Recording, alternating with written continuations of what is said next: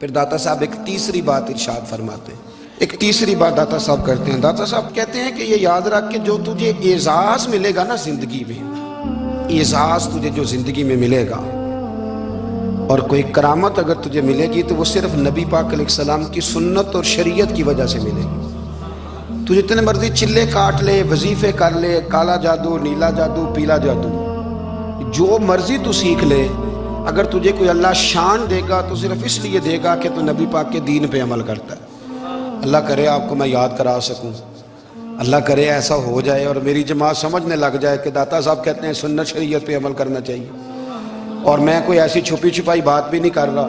کشف المحجوب دنیا کی ہر زبان میں اردو میں ملتی ہے، آپ لے کے دیکھ سکتے ہیں۔ داتا صاحب فرماتے ہیں اعزاز جو تمہیں ملے گا نا، اگر شان چاہتے ہو، وہ ہمارے نا بہت سارے ایسے لوگ ہیں جو کہتے ہیں کوئی ایسی چیز ہاتھ لگے، اعلیٰ دین کا چراغ ایسے گھسایا جائے اور فوری طور پہ پیر صاحب نے کہہ دیا تو ریل پیل ہو گئی پیسوں کی، تو میں کہتا ہوں یہ تو دین کا مزاج ہی نہیں، یہ تو دین کی طبیعت ہے ہی نہیں، یہ تو ذوق ہی نہیں دین کا، یہ طبیعت ہی نہیں، مزاج ہی نہیں۔ میرے عزیز داتا علی اجویری رحمۃ اللہ علیہ فرماتے ہیں تو سنت پہ عمل کر، شریعت پہ عمل کر۔ اللہ کا قرآن کہتا ہے قل ان کنتم تحبون اللہ فاتبعونی یحببکم اللہ، فرمایا اللہ کا قرآن کہتا ہے کہ جب تو نبی کریم کی غلامی کرے گا نا تو اللہ خود تمہیں اپنا محبوب بنا لے گا، اللہ خود تمہیں اپنا محبوب بنا لے گا، تو اور کیا چاہیے۔ داتا صاحب نے ایک بزرگ کی بات لکھی ہے جو تابعی ہیں،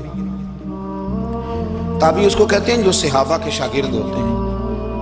ایک بزرگ کی بات لکھی جو تابعی ہیں، وہ فرماتے ہیں کہ ان بزرگوں کا طریقہ یہ تھا کہ وہ لوگوں سے چھپ کے نا پہاڑ کے پیچھے عبادت کرتے تھے، اور پوزیشن ان کی یہ تھی کہ کسی سے ملتے نہیں تھے، بالخصوص فجر کی نماز سے لے کر عصر کی نماز تک بکریاں رکھی ہوئی تھیں، ان کو چراتے رہتے تھے فرات کے کنارے اور نفل پڑھتے رہتے تھے۔ اس وقت کو ملنے بھی نہیں آتا تھا۔ ایک شخص بڑی دور سے ان کی شہرت سن کے آیا، میں نے تو ملنا ہے۔ لوگوں نے کہا وہ اس وقت نہیں ملتے، ناراض ہوتے ہیں۔ اس نے کہا اللہ کا بندہ ہے نا، ناراض ہو بھی جائے گا تو لمبا ناراض رہے گا نہیں، اللہ والے جلدی راضی ہو جاتے ہیں۔ پہنچ گئے، اب وہ بابا جی نماز پڑھ رہے تھے تو کہتے میں نے عجیب منظر دیکھا کہ بابا جی فرات کے کنارے نماز پڑھ رہے ہیں اور ایک بھیڑیا ان کی بکریوں کی حفاظت کر رہا ہے۔ کہتے میں حیران رہ گیا کہ بھیڑیا تو بکریاں کھایا کرتا ہے اور یہاں چرا رہا ہے۔ کہتے میں جب گیا تو بابا جی نوافل میں مشغول تھے، مجھے دیکھ کے کہنے لگے اس وقت کیوں آئے؟ میں نے کہا حضور اگر آئے گیا ہوں تو پھر مہربانی کرے قبول فرما لیں۔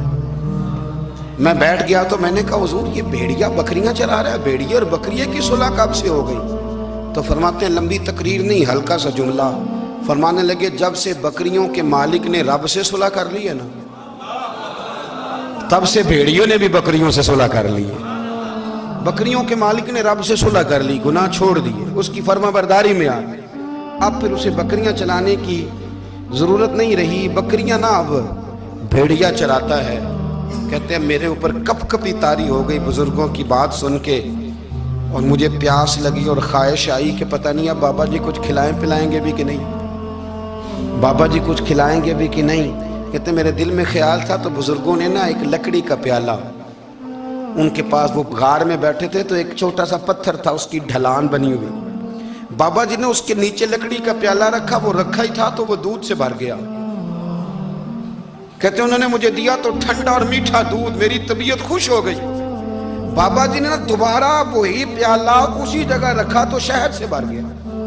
1000 سال پہلے داتا صاحب لکھ رہے ہیں، کہتے مجھے دیا، میں نے فوراً کہا، میں نے کہا حضور یہ دودھ تو گائیں بھینس دیتی ہے، پہاڑوں سے تو نہیں نکلا کرتا، اور شہد تو شہد کی مکھیاں دیتی ہیں، پتھروں سے تو نہیں نکلتا، یہ آپ کہاں سے نکال رہے ہیں؟ تو کہتے ہیں وہ قرآن مجید پڑھنے لگے۔ وَإِذِ اسْتَسْقَىٰ مُوسَىٰ لِقَوْمِهِ، جب موسیٰ کی قوم نے ان سے پانی مانگا، فرمانے لگے موسیٰ کی نافرمان قوم پانی مانگے، حضرت موسیٰ پتھر پہ ڈنڈا مارے تو اللہ وہاں سے 12 چشمے جاری کر دے۔ جو رب حضرت موسیٰ کی نافرمان قوم کے لیے پتھر اور پہاڑوں سے چشمے نکال دیتا ہے نا، وہ محمد عربی کے غلاموں کے لیے پتھر اور پہاڑوں سے دودھ اور شہد بھی نکال دیا کرتا ہے۔ وہ بزرگ کہنے لگے بس بات یہ ہے کہ آج بھی ہو اگر ابراہیم کا ایمان پیدا تو آگ کر سکتی ہے انداز گلستاں پیدا۔ کہنے لگا حضور پھر میرے لیے بھی دعا کریں. آپ فرمانے لگے پھر دعا نہ کرا تو مدینے والے کی غلامی شروع کر, تو نبی کریم کی غلامی شروع کر, تو رسول پاک کی غلامی شروع کر.